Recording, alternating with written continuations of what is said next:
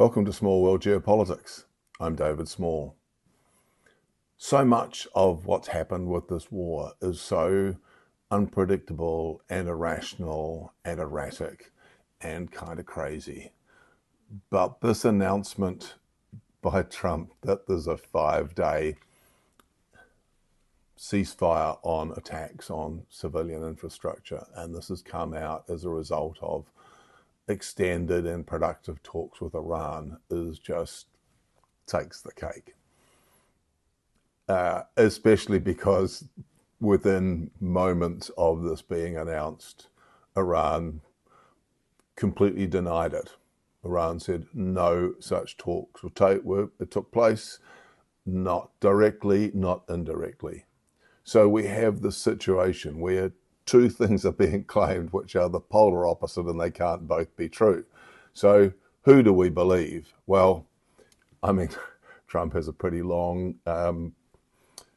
CV for making things up and lying.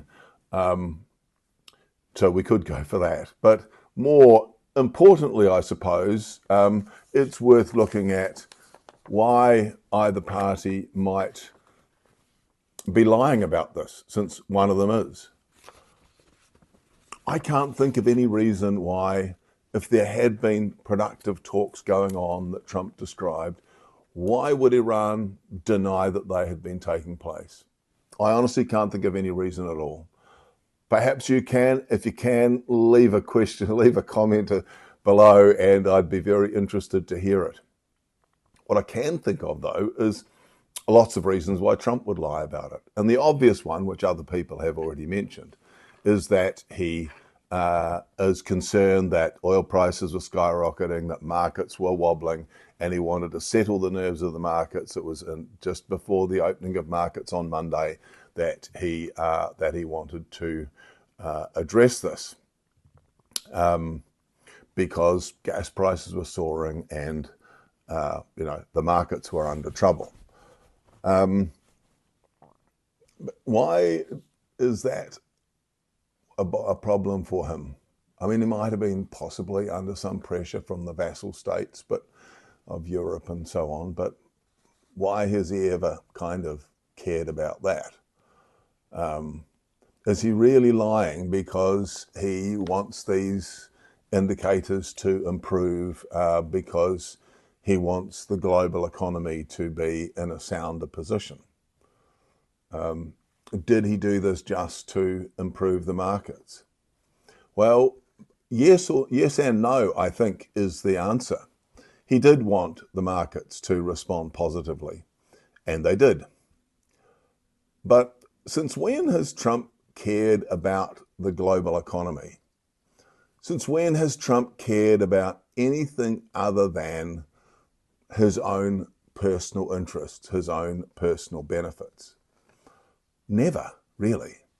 I mean, even MAGA, I am not convinced that this whole Make America Great thing was even something he cared about. This was a slogan that he saw as a way to get him power and wealth. I don't think he's any more committed to that than he was concerned about Christianity, even though he's got the pastors laying hands on him and he's clutching the Bible, the book that he can't cite a single verse from. I don't think there's anything in that at all. He's entirely interested in himself. He doesn't operate on principle. He's not an ideologue, even though lots of right-wing ideologues support him. So no, Trump does not care about the global economy. He does not care about the overall well-being of humanity. I think his approach to the global economy is like a warped version of Kennedy's immortal words. Trump does not ask what he can do for the global economy. Trump asks what the global economy can do for him. Trump's concern about the global economy is entirely self-interested. And his self-interest is not for the global economy to be stable and rational and predictable. Well, not now anyway. No, he wants the global economy to be mega volatile as it possibly could be, radical, unpredictable surges and falls. Unpredictable because these increases and falls are ones that he alone can influence. He individually can influence them. So when he was talking, issuing these hardline ultimatums and threats to Iran just a few days ago, supposedly while he was in the middle of all these really productive, useful, good faith negotiations with them, he knew the markets would fall. And when he made up his fairy story just before the opening of markets on Monday, he knew that they would increase. Prior knowledge to these kind of radical swings in markets is a license to print money. That's why it's illegal to use insider knowledge to make money off markets. But does anybody really believe that knowing that the markets were going to go up and knowing that they were going to go down, when they did, Trump wouldn't have made money off these, Trump and his cronies? It's inconceivable that they did not use this to make a whole lot of money. This is just how Trump is. This is who Trump is. This is the way he operates. His whole business model is operated on wheeler-dealer, underhand stuff like that. I'd be astonished if anybody finds a smoking gun. People who do this are good at covering their tracks. And there's lots of places you can cover your tracks. Global markets are big. But it does help to explain probably the biggest question of all with regard to this whole war. As Trump was assembling his attack fleet, there was this frantic discussion about what he would actually do.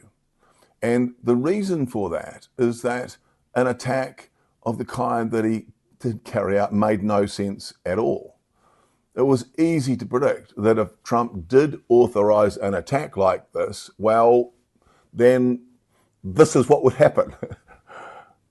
Iran would retaliate. The US bases would get destroyed. The Straits of Hormuz would close. The Gulf states would get hit. The US and Israelis would run out of interceptors. And ultimately, Trump would struggle to bring an end to the war.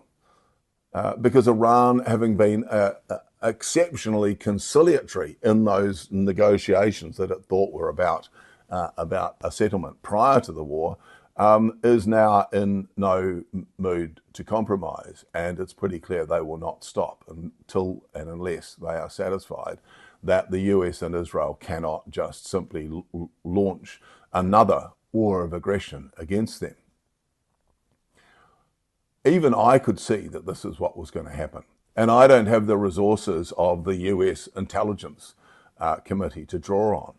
There's clear indications that the chairman of the Joint Chiefs of Staff, General Dan Kane, knew about it and warned Trump about it. There's clear indications that Joe Kent, the recently resigned director of the National Counterterrorism Center, knew about it.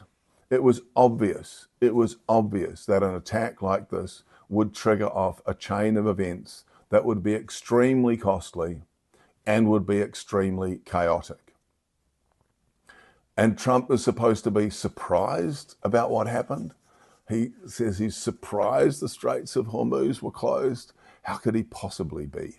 How could he possibly be surprised when he had access to all of this and everybody could see that this is what would happen? Is it possible that this whole thing, that a significant part of this whole thing is just part of this wider money-making scheme from this narcissist? I mean, it's kind of beyond the bounds of what is imaginable, but think of a better explanation. What do you think? Comments below, please.